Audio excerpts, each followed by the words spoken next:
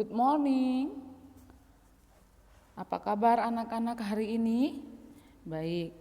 Hari ini kita masuk dalam pembelajaran 5-6, tetap di buku tematik 3C dalam subtemanya yang kedua, yaitu wujud benda. Nah, kita akan masuk dalam pembelajaran kita yang ke-5 dan 6. Yang pertama, jika kemarin kita sudah belajar sifat dari benda padat dan cair, saat ini kita masuk dalam benda gas.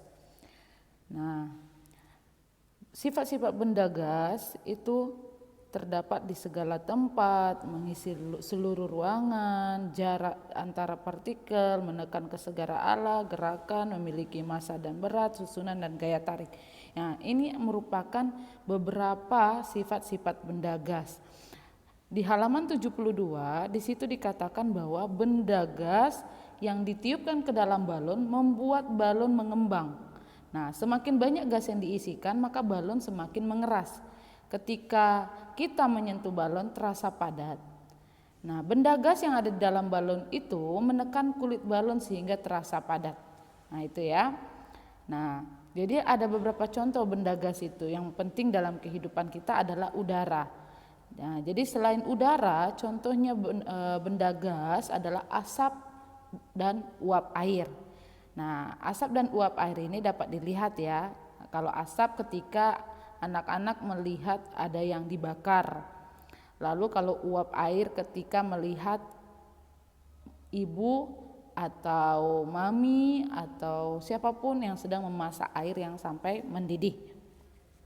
Oke. Nah, lalu benda gas tersebut mengikuti bentuk wadah atau ruang yang ditempatinya. Jadi don't forget, underline kini aku tahu halaman 73 ya. Yang menunjukkan bahwa benda itu tetap dan tidak berubah. Ukuran atau volume benda gas itu berubah-ubah sesuai dengan ruang yang ditempatinya. Gitu ya. Nah, lalu ada pertanyaan di halaman 74. Nah, kita akan bahas sebentar di halaman 74 yang bagian B. Nah, B, benda gas. Jadi anak-anak tinggal memilih kata yang di dalam kurung satu saja, dilingkari. Nah, dapat diamati karena umumnya tidak terlihat. Benda gas itu dapat terlihat tidak? Mudah atau sulit? Ya, betul, sulit. Jadi sulitnya dilingkari. Gas di dalam balon menekan kulit balon sehingga kempis atau kembang. Oke, mengembang. Good. Nah, benda gas berubah-ubah sesuai dengan bentuk wadahnya. Nah, warna atau bentuk? Bentuk benda gas. Oke, good. So, don't forget underline ya. Nomor 4, contoh benda gas yang dapat diamati adalah udara atau asap yang bisa dilihat. Oke, asap. Oke, dilingkari ya. Lalu benda yang nomor 5, benda gas yang penting bagi manusia adalah udara atau uap air untuk bernafas. Ya, good, udara. Nah, lalu di bawahnya ada ayo beraktivitas. Jadi anak-anak mencari 5 kata yang ada di dalam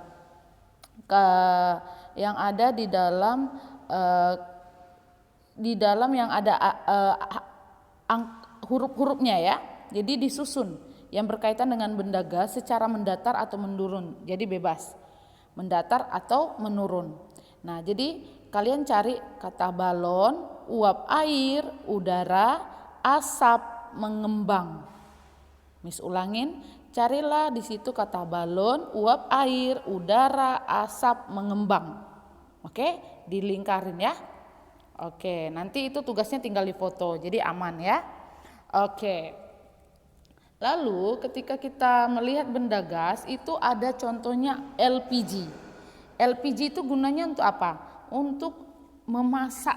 Nah, biasanya dipakai oleh orang-orang yang memasak baik itu di restoran atau para pedagang keliling. LPG itu adalah bahan bakar. Nah, bahan bakar gas yang dicairkan.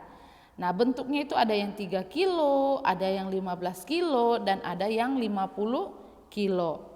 Nah, LPG bila digunakan tanpa hati-hati maka akan berbahaya. Apa bahayanya? Yaitu menyebabkan ledakan dan kebakaran.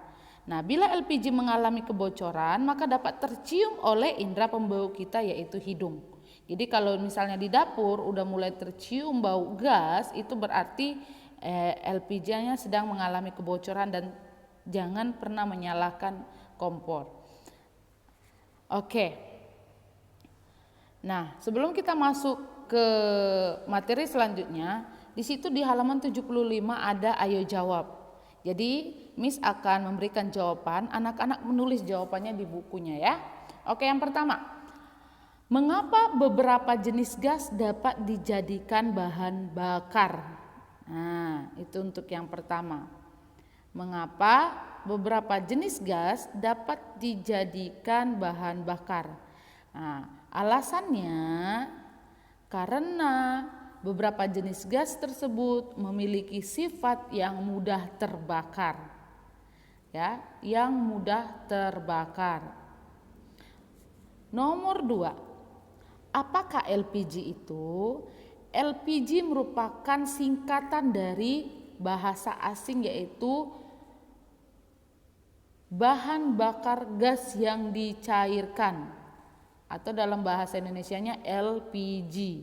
Nah, tapi kalau dalam bahasa asingnya LPG itu hanya kapital LPG. Artinya bahan bakar gas yang dicairkan ya. Jadi apakah itu LPG? LPG adalah bahan bakar gas yang dicairkan. Lalu untuk nomor 3, sebutkan bermacam-macam ukuran LPG yang kamu ketahui. Ukuran LPG ada 3 kilo, 15 kilo, dan 50 kilo. Itu ya, jadi ada 3 jenis ukuran. Ukuran LPG ada 3 kilo, 15 kilo, dan 50 kilo.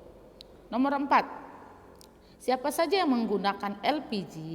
Yang menggunakan LPG adalah orang-orang yang memasak di dapur, restoran, dan para pedagang keliling.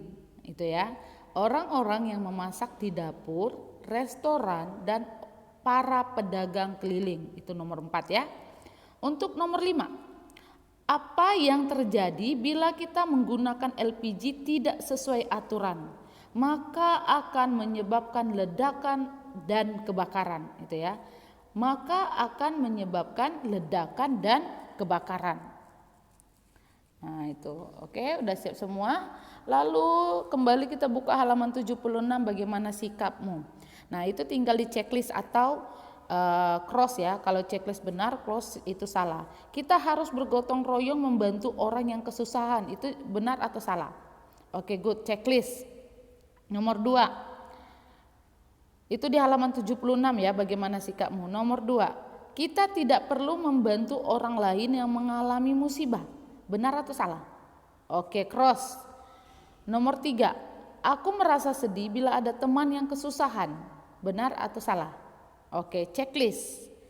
Nomor 4, mengumpulkan sumbangan dapat dilakukan untuk meringankan kesusahan orang yang tertimpa musibah.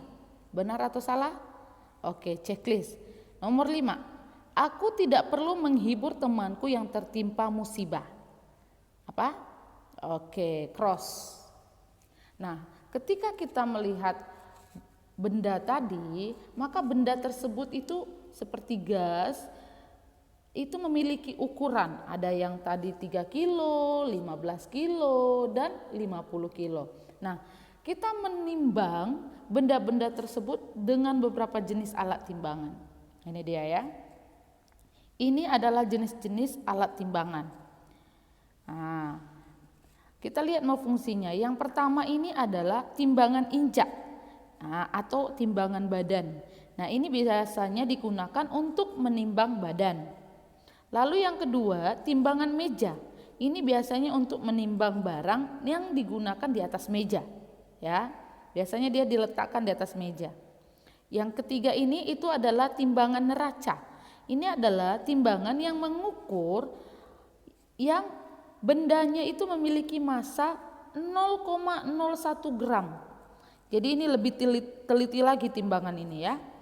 Lalu yang terakhir ini, banyak memang macam-macam timbangan, namun khusus untuk materi kita hari ini kita hanya membahas 4 contoh timbangan. Yang keempat ini adalah timbangan duduk. Ini biasanya digunakan untuk menimbang barang. Nah, ini biasanya untuk penjual-penjual lebih banyak menggunakan timbangan duduk daripada timbangan meja.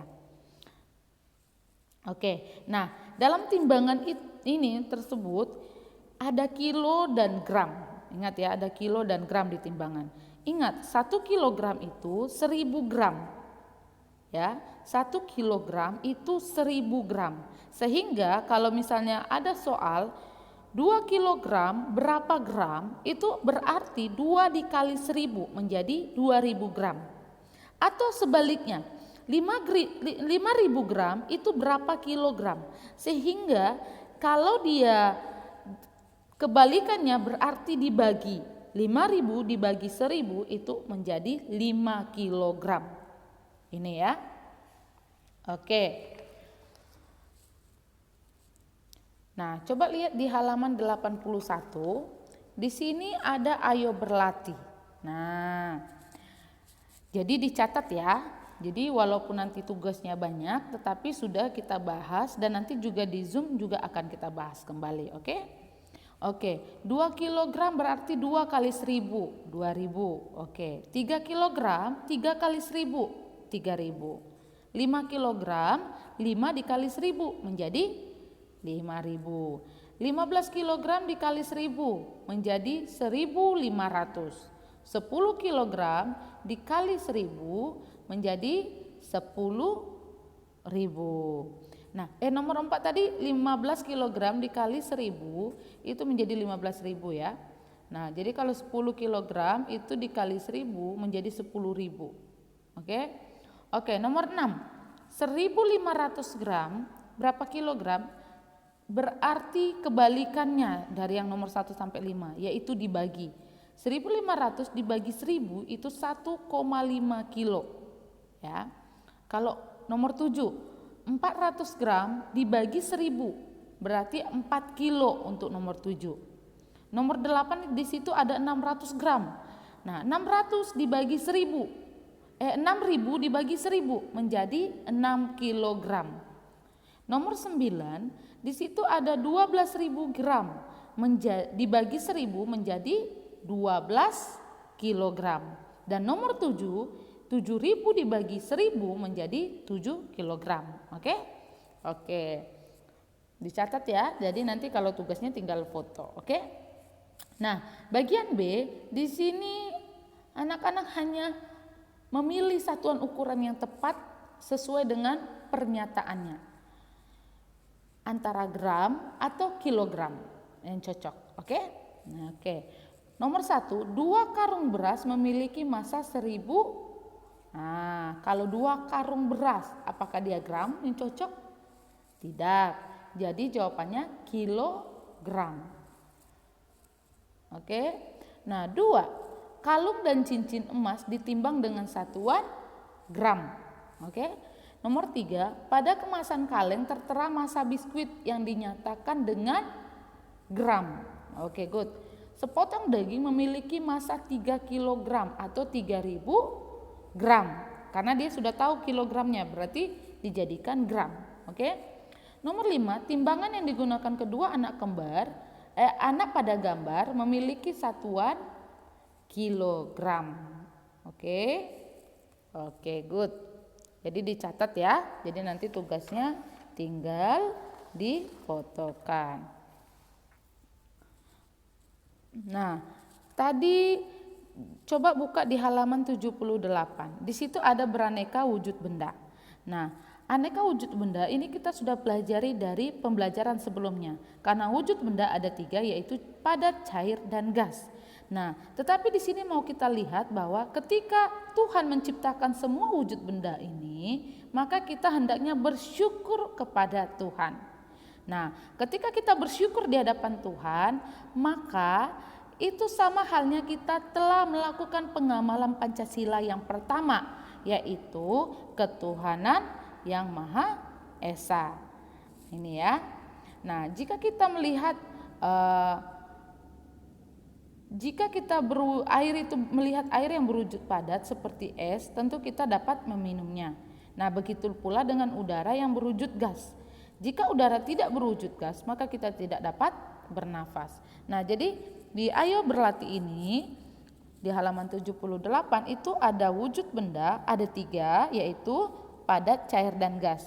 Jadi anak-anak hanya tinggal mengisi sifatnya, contoh benda, dan manfaatnya. Oke? Oke. Jadi diisi, nanti kita bahas di Zoom. Oke. Nah, ketika tadi kita meminum air dan kita melihat bahwa Tuhan telah menciptakan wujud benda, tadi kan kita bersyukur di hadapan Tuhan. Nah, contoh lain ketika kita mau bersyukur di hadapan Tuhan adalah kita bersikap hidup sederhana. Oke, bersikap hidup sederhana. Karena apa? Karena sikap sederhana itu menjauhkan kita dari sikap boros, berlebihan, dan sombong. Namun bukan berarti kita menjadi pelit dan kikir. Beda ya. Jadi kalau hidup sederhana bukan berarti menjadi pelit atau kikir. Hanya menjauhkan kita dari sikap boros. Itu kalau hidup sederhana. Nah, hidup sederhana itu merupakan pengamalan Pancasila kedua, yaitu kemanusiaan yang adil dan beradab. Nah, coba lihat di halaman 65. Nah, di halaman 65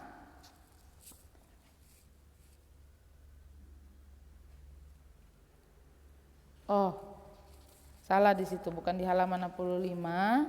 Salah ya anak-anak, halaman 80. Oke? Halaman 80 ya. Di sini halaman 80. Bagaimana sikapmu? Oke, ini halaman 80. Bagaimana sikapmu? Nah, jadi kalau dia memiliki sikap hidup sederhana di checklist ya. Oke, kita bahas yuk. Yang pertama, ingin menunjukkan baju baru yang dibeli kepada teman-teman. Sederhana atau tidak? Oke. Tidak. Mengajak teman untuk ikut menabung. Iya, itu checklist sikap hidup sederhana. Menceritakan liburan ke luar negeri dengan gaya berlebihan. Tidak. Jadi di cross ya. Pergi ke sekolah naik kendaraan umum. Checklist. Oke, hidup sederhana. Menyebut-nyebut kebaikan yang pernah dilakukan pada teman. Nah, itu tidak. Oke. Untuk evaluasi 2, anak-anak bisa kerjakan dan nanti di Zoom kita akan bahas bersama-sama tugasnya ya, untuk evaluasi 2. Oke, sampai jumpa di Zoom kita untuk pembelajaran subtema 2, pembelajaran 56 subtema 2. Oke, sampai jumpa video selanjutnya ya. Bye.